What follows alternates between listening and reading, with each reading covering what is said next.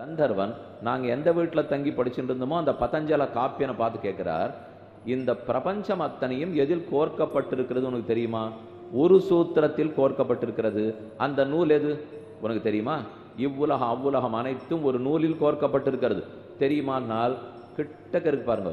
எந்த கேள்வி இப்ப கார்கி கேட்காத நிறுத்தியிருக்காளோ அதே கேள்வி இவர் வேற மாதிரி கேட்கிறார். இப்போ எங்களை யாரோ ஒருத்தன் கேட்டான்னு மறைச்சு வச்சுன்னு கேட்கிறார். இப்போ நாங்கள் அங்கே படிச்சுட்டு இருக்கிறச்சே இந்த கேள்வி எங்களை ஒருத்தர் கேட்டார், அதைத்தான் இப்போ நாங்கள் கேட்குறோம்.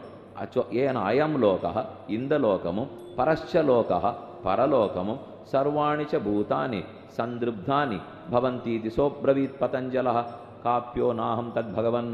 அப்போ பதஞ்சலர் காப்பியர் சொன்னார், தெரியாது கந்தர்வனே, எனக்கு தெரியாது, நீயே சொல்லு.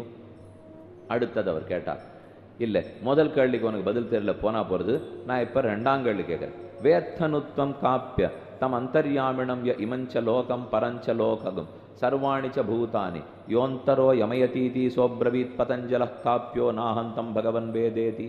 ரெண்டாவது கேட்டார், நீ இப்போ இத்தனை பொருட்களை பார்க்குறேன், நீ இருக்கே வெளியில் இருக்க எல்லாம் இருக்கே, இது மொத்தத்துக்குள்ளும் வியாபித்திருப்பவர் யாருன்னு தெரியுமா? அந்தர்யாமி யார்? அடிக்கடி இந்த பேர் கேள்வி கேட்டிருக்கோம் இல்லையா? அந்தர்யாமி அந்தர்யாமின்வா. அந்தர் யாமி அந்தஹ உள்ளே, நமக்குள்ளே, யாமி உள்ள இருந்து கொண்டு, யம் யமுன்னா நியமனம் பண்றதுன்னு அர்த்தம். யமயதி ஆணையிடுகிறார், நியமிக்கிறார்.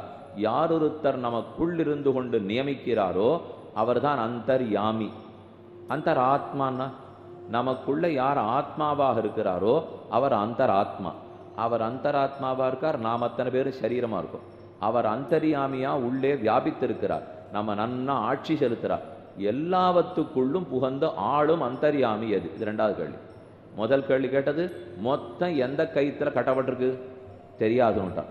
எல்லாத்துக்குள்ளும் இருந்து ஆட்சி செலுத்துறது எது தெரியாதுன்னுட்டா. ரெண்டு கேள்விக்கும் பதில் தெரியல. அதுக்கு இப்போ அந்த கபந்த ஆதர்வணன் தான் பதில் சொல்ல போறார். காப்பியோ நாகம் தம் பகவன் வேத யோ வை தத் காப்பிய சூத்திரம் வித்யாத்தம் சாந்தர்யாமிணமிதி ச பிரம்மவித்ஸ லோகவித்ஸ தேவவித்ஸ வேதவித்ஸ பூதவித்ஸ ஆத்மவித்ஸ சர்வ விதிதி தேப்யோ அப்ரவீத் ததகம் வேதச்சத்தேவம் யாக்ஞவல்ய. இந்த பிள்ளை என்ன அழகா கேட்குறான். அப்போ உத்தாலகரவரை பார்த்து இப்படி எங்களை பார்த்து அந்த கந்தர்வன் கேட்டார், அதுக்கு காப்பியர் பதஞ்சலர் பதில் தெரியாதுன்னுட்டார். இப்போ எங்களுக்கு ஒரு ஆசை, எந்த சூத்திரத்தில் கோக்கப்பட்டிருக்கு, எந்த நூலில் இது இத்தனை கோக்கப்பட்டிருக்கு, எது அந்தர்யாமியாக இருக்கும், இதுக்கு நீர் இப்போ பதில் சொல்லுமே. அந்த கேள்வி இங்கே போட்டு உடைச்சிட்டான்.